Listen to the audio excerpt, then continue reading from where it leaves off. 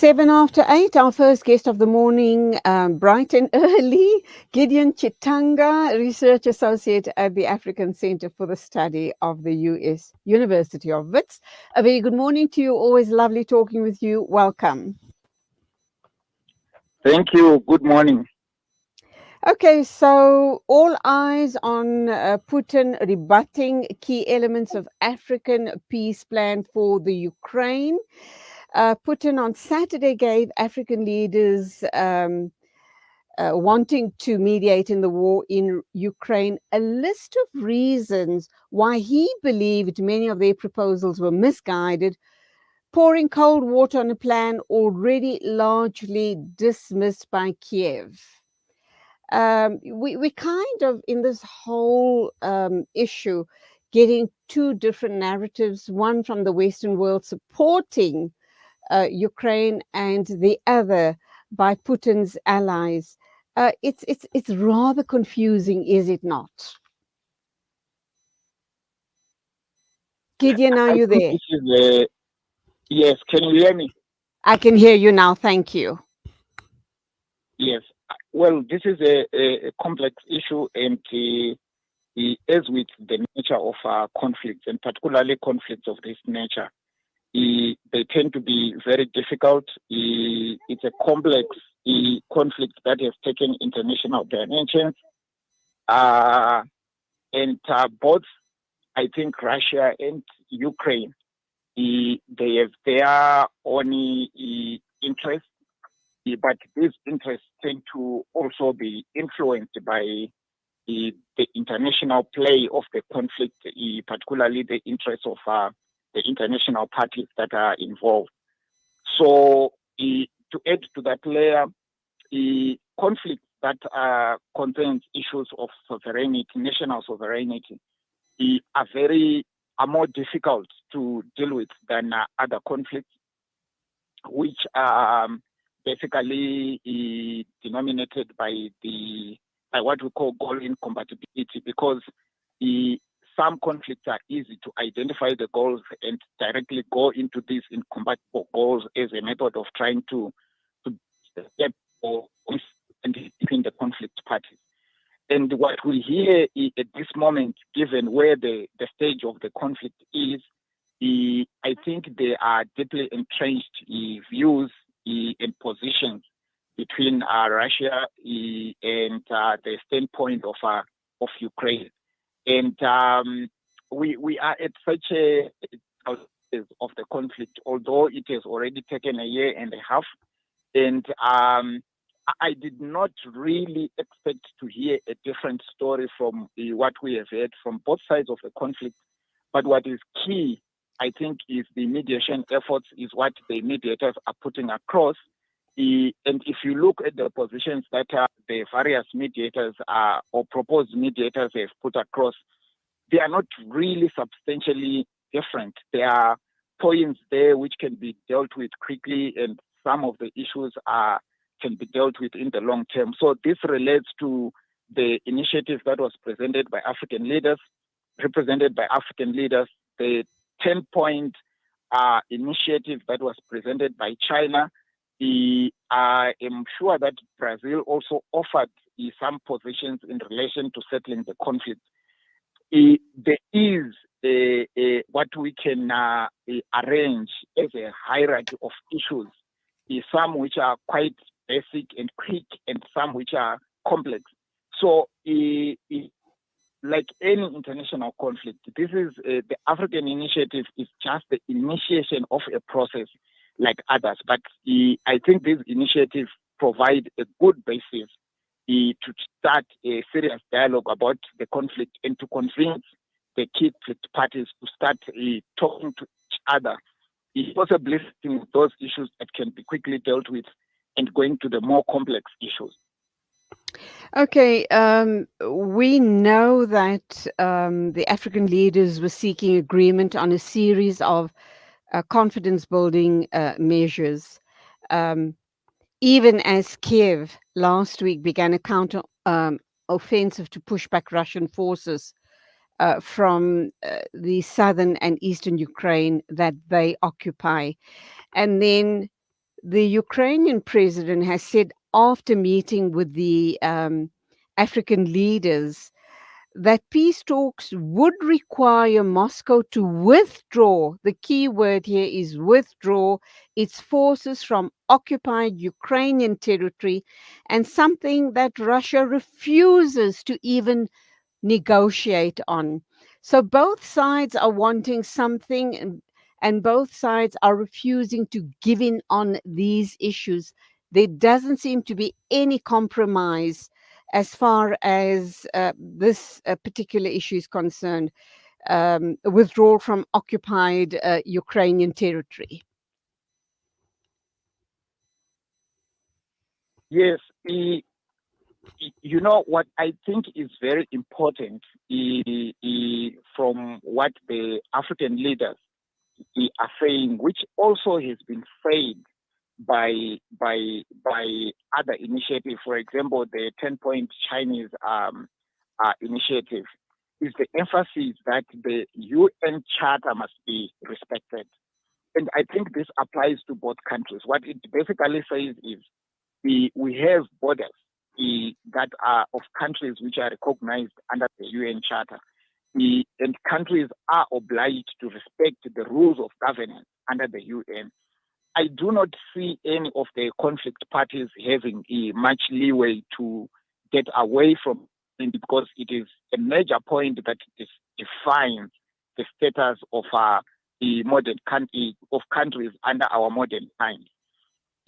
What is a talking point here should be how can Ukraine and Russia engage on this aspect of national sovereignty, specifically with respect to issues related to withdrawal or otherwise. And also the key concessions that should be made, which I think are linked to the point, relates to security guarantees between the two countries. So a key point which is coming out of probably the major proposals is that the UN Charter must be respected. And if you listen to President Ramaphosa presenting the proposals to President Putin, you clearly hear a very delicate way he presents the issues, delicately avoiding sounding to be taking a side, but understating major principles that should be the basis of any negotiation. So what is important is that the two countries have at some point to start a dialogue and negotiations around these key issues.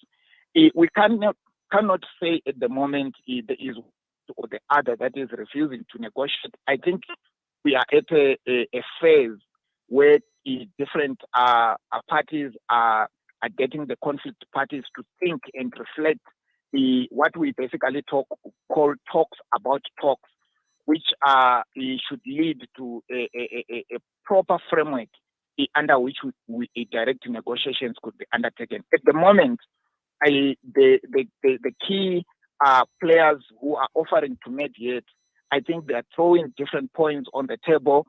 Hence, the various initiatives, like I've stated, the African initiative, the Turkish initiative, which was probably the first one, the Chinese 10-point initiative.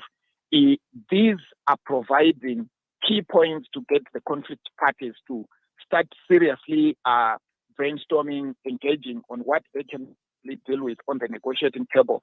And from these initiatives, I think what will likely emerge are potential points where concessions can be made and probably eventual substantial direct negotiation.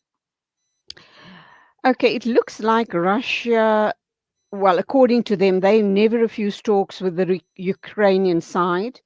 The suggestion that is that the talks have been blocked by Kiev. And Moscow goes on to say that any peace negotiations must allow for new realities, meaning it's declared annexation of 5 Ukrainian provinces, 4 of which it only partially controls. So again, you talk about United Nations and the demarcation of borders, etc. But Russia seems to be really very stuck on this issue of, not giving up territory that they've already occupied? Um, this is, I think, a very sticky point about the negotiations, and it's something that cannot pass without transforming how the international community looks at the status, the sovereign status of countries at the present. It's a difficult point, but I think it's a major negotiating point for Russia.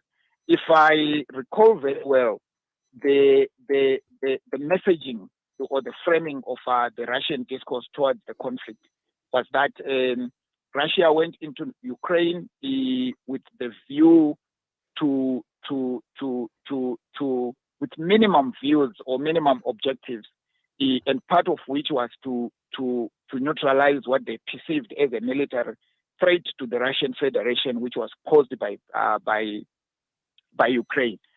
It's not clear to me whether that goal went further to mean things like a occupation of Ukrainian territory. But from the Russian spokesperson, they emphasized that their view was to neutralize this military threat. I think that the emphasis on these territories has two dimensions. Obviously, Russia incurred serious costs in terms of the war, and they would not, in a very basic sense, want to just walk out away from the conflict without something that they can show to the country to say this is what we fought for. So this is why negotiations have to end with compromises. But as to whether Ukraine can compromise by allowing some territories to go, that's another issue. I think that the key point is that everything that is emerging from the conflict parties at the moment, it sounds to me like negotiation points or bargaining chips that can be altered. The key point, I think, that is extremely fundamental to any form of negotiations that will eventually emerge are basically going to be guarantees secure the sovereignty of Ukraine, at the same time manage the threats, potential or real, that are perceived or seen by the Russian Federation. So what we have to look for is a kind of a mix of the key issues that are very pertinent to both sides. And I suppose that when we come to a point where negotiations start, we'll probably see a lot of movement around the various issues in ways that might be surprising, depending on the character and nature and processes of negotiations and what the parties will be willing to give as concession.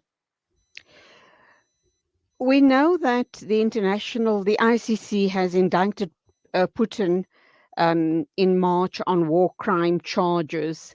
Ramaphosa is busy, meeting with his Russian and obviously Ukrainian counterparts. The big delegation is there. We're going to talk about the comedy of errors with them in a minute or two. But regarding the situation with Ramaphosa's visit, do you think that this is going to make any difference to the BRICS summit being held in South Africa in August? Do you think he'd be able to talk Putin into not coming to South Africa? Because we are in a very awkward position, are we not? Yes, South Africa has been caught in a very difficult position. And I think that the ICC indictment, given that South Africa is a signatory and is required to uphold the principles and the regulations of the ICC, this creates a bit of a conundrum. However, I think that there is need to be thinking about the bigger picture. Obviously, specifically with respect to the BRICS, there are two things for me which are very important. One is that the BRICS already brings key countries which have made efforts or which have proposed initiatives to settle the conflict in Ukraine. Before President Ramaphosa and African leaders went to visited both Kiev and Moscow, I understand that there was a conversation between President Ramaphosa and President Xi Jinping about the mission and other issues of I think the BRICS offers quite a critical space to address key issues which have always been the major agenda within the BRICS, but also this issue of the Russian conflict, where the African leaders, as represented by South Africa, have put down proposals and embarked on a visit to both Kiev and Moscow. The Chinese initiative, which also has taken the same route, creating conversation between Moscow and Kiev and China. Brazil, which also touted some kind of an initiative. They are key parties of the BRICS, and they should be talking to each other and trying to synthesize and consolidate the form of dialogue that can address the conflict in Ukraine. For more than many reasons, including that Africa is affected by the events, and obviously the whole world is suffering. The second thing is that there should be a diplomatic way to manage, to allow South Africa to navigate commitments as well as its commitment to hold the BRICS meeting in the country. I guess critics of the South African government should, in a way, give South Africa the benefit of the doubt and allow South Africa to exercise its agency, its policy, foreign policy preference, its sovereignty by allowing this meeting to proceed.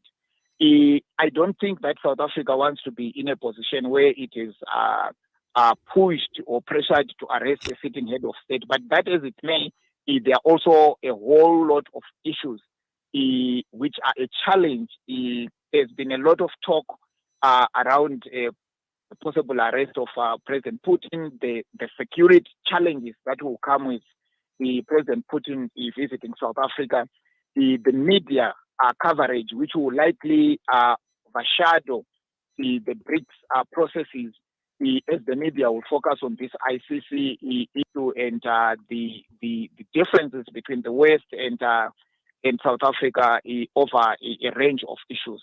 So the right way would be for South Africa to work with the BRICS partners, Brazil, China, and others who are interested in the BRICS to find a diplomatic way to manage President Putin's potential attendance of the meeting. Russia is a sovereign member of the BRICS. Surely is entitled to be part of the processes. But under the circumstances, the leaders should make reasonable options that should not detract attention from BRICS or overshadow the key things that the BRICS should address. So there is a way, and the best way is a diplomatic solution that can be worked by the BRICS members to address this issue.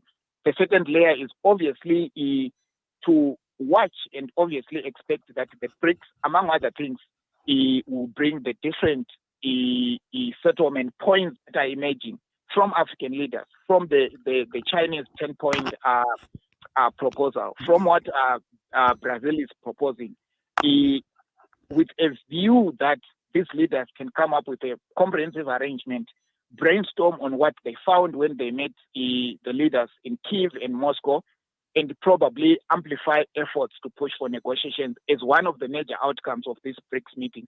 This will set a new precedent where BRICS focuses on addressing global governance issues, including conflict in the world and probably in the specific countries that are its members. Finally, Gideon, what do we make about what do we make? When we look at all the shenanigans that played out regarding the president's entourage to Kiev and Moscow. There was the issue in Poland, landing rights, the issue of people not being given permission to continue, the government officials, of course, to continue the journey.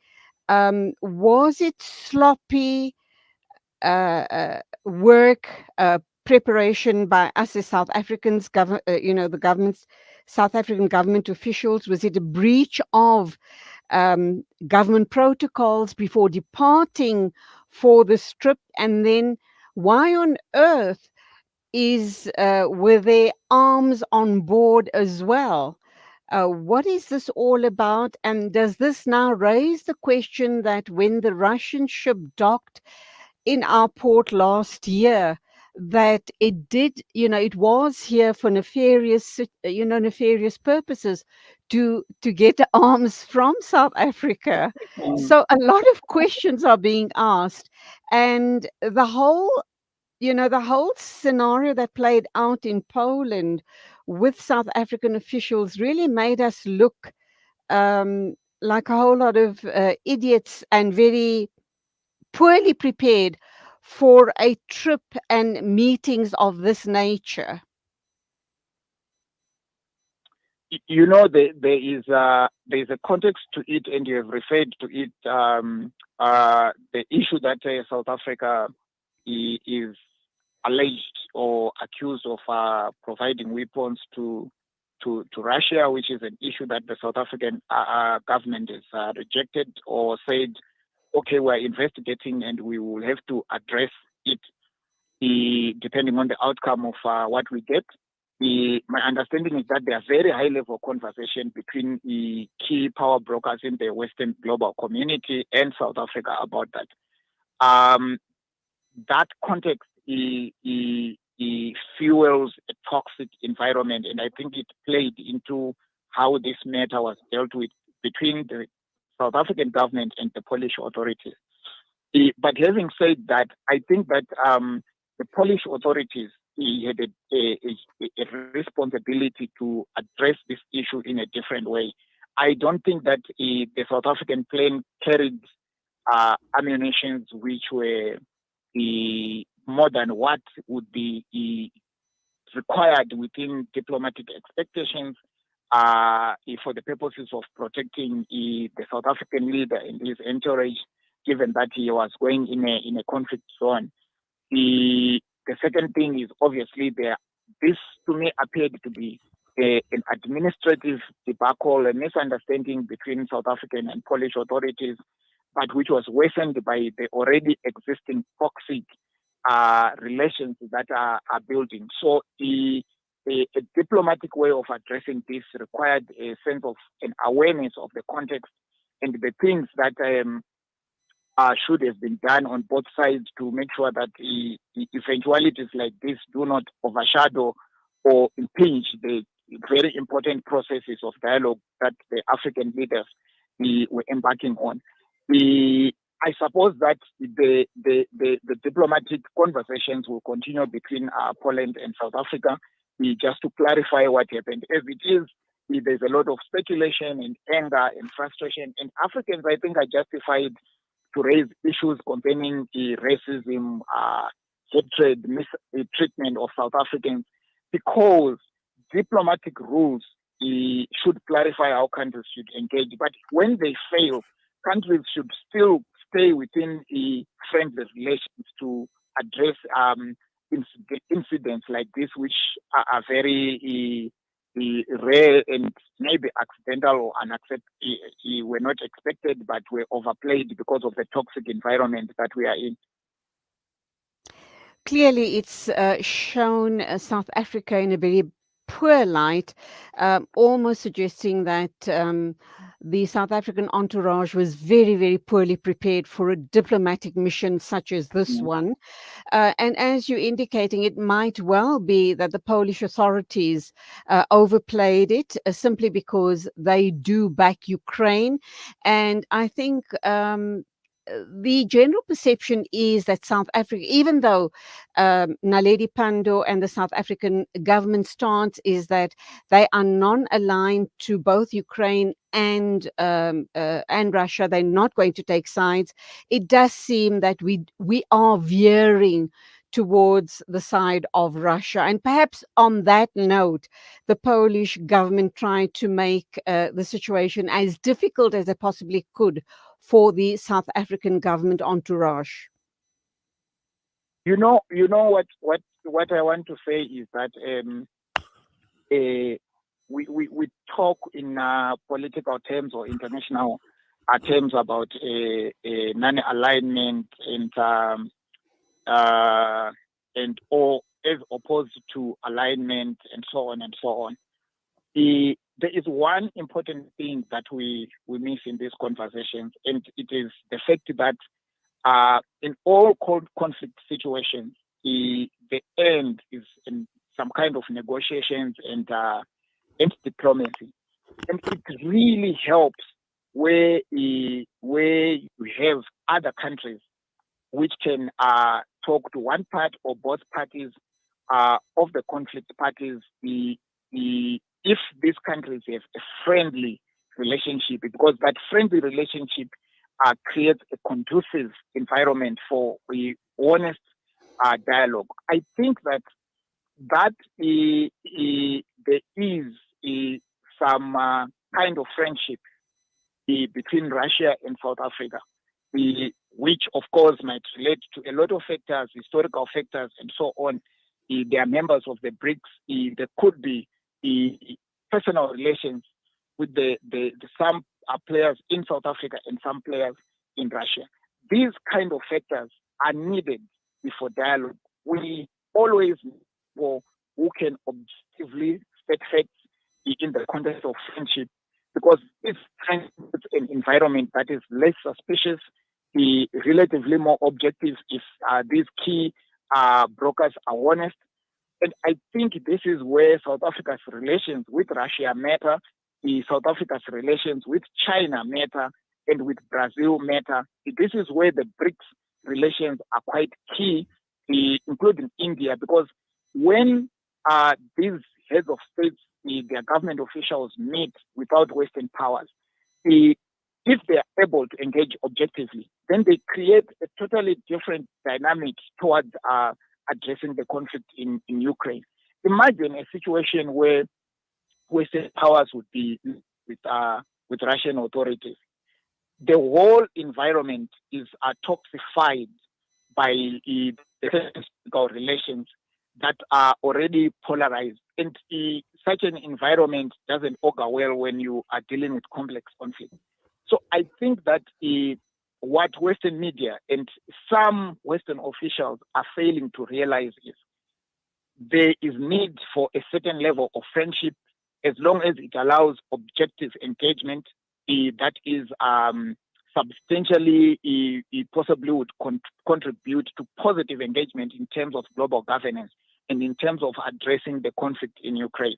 So South Africa is in a good position with other African players, of course, to be part of this kind of conversations.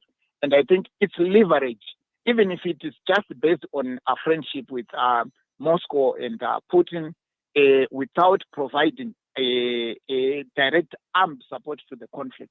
It gives the government of the ANC government some kind of leverage to reach out to President Putin and to create critical conversations, as South Africa is currently doing. Gideon, will you indulge me for a few minutes longer? Our next guest is not answering, and there is another very important question I do need to put to you. May I take up 2 or 3 minutes more of your time? Mm-hmm. Okay. That's fine. All right. What do you suppose Ramaphosa is going to be meeting with Putin, obviously. Do you think the discussion will come up about his attendance at the BRICS summit? Let's look at the two scenarios, the worst case scenario and the best case scenario. What do you suppose will happen if Putin decides he is coming to South Africa? What is that outcome going to look like? Can we maneuver our way out of it and not be in a position to arrest him when he arrives? And if that scenario does play out, who is going to carry out that warrant of arrest on him? And I'm kind of wondering how ridiculous the whole thing sounds and how it's going to play out, and the repercussions there too, obviously. It's a difficult question, and I wonder whether the South African government would want to take that path. You would recall the visit of the then president of Sudan, al-Bashir, to South Africa. That's right. And how he suddenly left to go back. Then it created such a hullabaloo for many months we are referring to it because of the political scene and some level of fallout it created. I also think that such a path could really overshadow the BRICS process.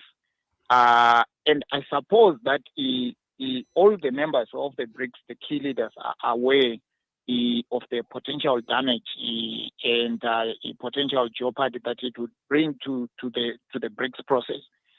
I would think that the minimum that the BRICS leaders would want is, after all this talk, which is already interfering with the focus on the coming BRICS summit, is to have a summit that draws attention to the key issues of interest, direct interest to key BRICS members. Surely we can talk about Russia being a sovereign state and having to attend the meetings and to play a part, but there are so many issues that are very important that are serious challenges to the global economy, global politics, climate change, obviously also the impact of the conflict. So I suppose that the leaders would find other ways of allowing President Putin to attend these meetings. And like I said, the other point that's not being discussed is the security dimension of this whole issue. If President Putin were to come to South Africa, I think that will raise such a huge security responsibility for Africa. If South Africa decided we are not going to arrest President Putin, but you know kinds of potential possible threats that might exist, and South Africa will need to be on its guard to make sure that we don't have any kind of eventuality to be really a major problem for the country and for African people, and probably disrupt it. So my hunch really is that we may not see President Putin attending the meeting in person in South Africa. He can always utilize other means to be in the meetings. He can send some of the senior government representatives to come to the meeting. It's just that there is an annoying element, and sometimes with big players, the tendency is to say that if some people would dictate things outside us and they annoy us, we might not want to be seen to be barging in. But certainly there are various diplomatic means to address this, and I think diplomacy should prevail over taking an adversarial course, which is combative but potentially disruptive to the processes of the BRICS and its potential outcomes. And that's where we leave it. We are going to obviously follow that with much interest. Gideon Chitanga, thank you indeed. Research Associate at the African Centre for the Study of the U.S. University of Wits. Thank you for your time. It was a very interesting discussion indeed. The time is exactly 8:40 a.m. This is News and Views on Salam Media. There's no smell that takes me back to the comfort of my childhood than the smell of black seed oil being applied by my nanny.